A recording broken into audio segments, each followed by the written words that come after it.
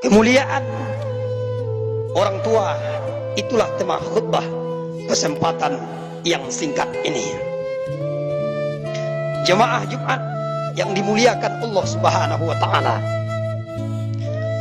Suatu hari ada seorang syekh di Arab sana.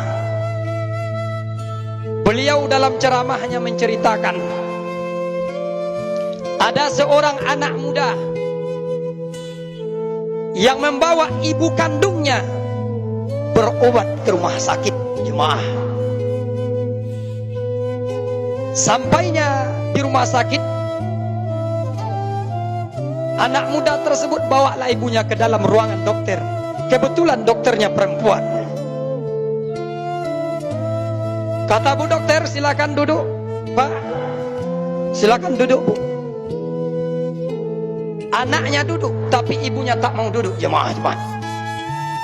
Seluruh yang ada di meja dokter, pena dicampakkan, buku dipelantingkan, semua diserahkan. Alas meja dirobek-robek, anaknya digigit, jilbabnya ditanggalkan, anaknya pun pakaikan jilbabnya terus. Anaknya digigit. Dokter heran dan bertanya, wahai anak muda, ini siapa? Kata anak muda, ini adalah ibu kandungku, dokter. Ini ibu kandungku. Sejak kapan dia seperti ini? Sejak lahir, dokter, sampai hari ini. Kok bisa engkau ada? Gimana ceritanya? Ya, kakek saya dulu, bu dokter, nikahkan ibu saya dengan seorang laki-laki yang kurang bertanggung jawab. Saya lahir ke dunia, dia tinggalkan saya beserta ibu saya. Sejak kapan kamu rawat ibumu? Sejak kecil, bu dokter. Mau mandi saya mandikan, siang malam, pagi dan petang saya sibuk mengurus ibu saya, termasuk membawa dia hari ini kepada engkau, wahai dokter. Jadi ibumu gila? Iya, ibu saya gila, bu dokter. Kata bu dokter, bagaimana mungkin engkau merawatnya sebegitu hebat, nah, sebegitu luar biasa, sementara ibumu gila? Sampai kapanpun dia tidak akan pernah tahu bahwa engkau anaknya. Kata anak muda tersebut, jemaah Jumat, bu dokter, ibu saya tidak akan pernah kenal, tidak akan pernah tahu siapa saya, bu dokter. Tapi Allah tahu bahwa saya anaknya, bu dokter. Allah tahu bahwa saya anaknya, dan saya wajib berbakti kepadanya. Itu bukan perintah dokter, bukan perintah ulama, bukan perintah ustaz, bukan perintah rasul, tapi mutlak perintah Allah. Wa qada rabbuka alla ta'budu illa wa bil walidaini ihsana. Mutlak, dokter. Dokter tundukkan kepala serta meneteskan air mata, jemaah Jumat.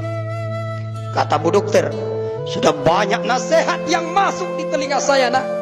Sudah banyak kiai, sudah banyak ustaz ulama yang menyampaikan nasihat begitu lantang, nak. Tapi belum pernah masuk ke batinku, nak. Tapi ketika engkau jawab dengan jawaban yang sungguh penuh dengan hikmah, masuk ke batinku, meneteslah air mata, ibu dokter, jemaah. Ibunya gila, tapi penuh bakti kepada ibunya. Jemaah Jumat sekalian yang dimuliakan Allah, waktu yang sangat singkat ini paling tidak bisa kita ambil iktibar dari cerita seorang pemuda kenyataan ini. Ibu kita mungkin tidak gila, jemaah. Ibu kita tidak gila, tapi kadang-kadang mungkin ngomong berulang-ulang kita seorang anak di hari tuanya seorang ayah, dia akan bertanya terus, nak, engkau sehat, nak? Nak, bagaimana keadaan ekonomimu, nak? Bagaimana rumah tanggamu, nak? Bagaimana anak cucuku, nak? Dia akan nyinyir dalam pertanyaan itu, jemaah. Dan dia tidak akan pernah bosan menanyakan keadaan kita.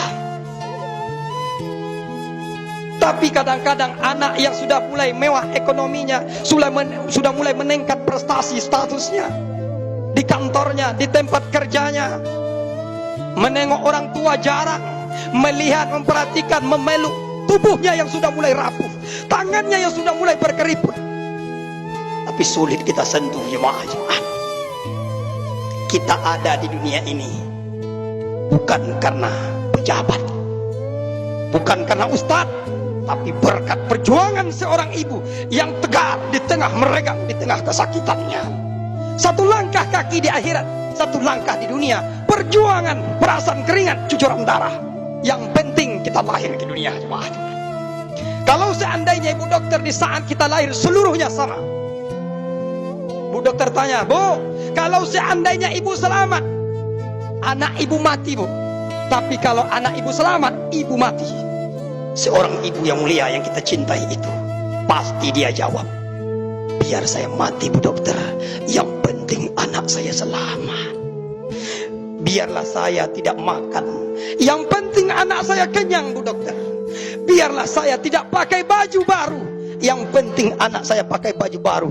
Biarlah hidup banting tulang, perasaan keringat siang malam pagi dan petang, tidur tak nyenyak, istirahat tak nyaman, yang penting anak saya sekolah, yang penting anak saya pendidikan, biar tidak malu mencemehkan oleh kawannya. Tapi hari ini kita sudah pendidikan, hari ini kita sudah tegar, sudah berdiri tempat injak kita sendiri. Lupakah kita di tetesan keringatnya sampai hari ini, sampai dunia kiamat, jemaah Jumat? Kalau seorang ibu dan ayah sudah tinggalkan kita sampai ke tepi langit manapun, tidak ada ibu, tidak ada perempuan dimanapun seperti ibu kandung kita itu. Sepakat hati kita ketika ibu disebut, itulah yang sedang mengalir darah yang sangat keras dalam tubuh seorang anak yang belum berbakti kepada orang tuanya. Jemaah Jumat yang dimuliakan Allah Subhanahu wa taala, kalau seandainya kita sebagai orang tua hari ini sudah menjadi orang tua, mungkin gagal berbakti sepenuhnya kepada orang tua kita dulu, tapi jangan sampai gagal kita mendidik anak yang gagal pula berbakti kepada kita sebagai orang tuanya. Tunjuk hari ini anak saya yang soleh, yang akan memandikan saya Pak Ustadz, yang akan memakaikan pakaian terakhir kain kafan namanya, yang akan menjadi imam dalam sholat saya, yang akan meletakkan kening saya di liang lahat nanti. Ini anak saya. Ini 4 harapan orang tua di hadapan Allah kepada anaknya. Karena dulu seorang ibu mandikan kita tak cukup 1 tahun, 5 tahun orang tua mandikan kita, jemaah Jumat. Mungkin lebih, sampai 7 sampai 10 tahun. Tangan mereka yang menyentuh dengan penuh kasih dan sayang dan kelembutan itu mandikan kita sampai bersih. Satu kali diharapkan, tolong mandikan ibu nak, tolong mandikan ibu nak untuk yang terakhir nak.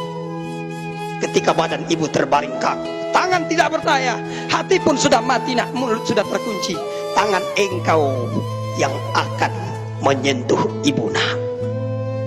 Setelah selesai pemandian itu, engkau nak yang akan memakaikan kain kafan ayah, kain kafan ibu nak. Karena pakaianmu dulu pernah ayah pakaikan, pernah ibu pakaikan sampai 7 tahun nak. Dan kita sepakat itu terjadi. Satu kali nak, tolong pakaikan pakaian terakhir ayah.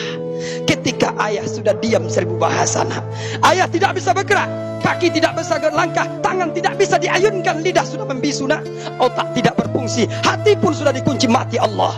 Engkau yang akan memakaikan pakaian itu nak. Yang ketiga kata ayah, engkau sudah sekolah nak, engkau sudah dipanggil sarjana nak, engkau dihormati dimanapun kau datang nak. Tapi kehormatan itu tolong berikan segelintir untuk ibu nak. Engkau yang menjadi imam dalam solat jenazah ayah, dalam solat jenazah ibu nak. Itulah yang ditunggu oleh orang tua, jemaah Jumat sekalian. Yang terakhir, tangan ibu nak yang lembut itu dulu, di pangkuan kehangatan kasih sayang ibu, engkau tidur dengan nyenyak dulu nak.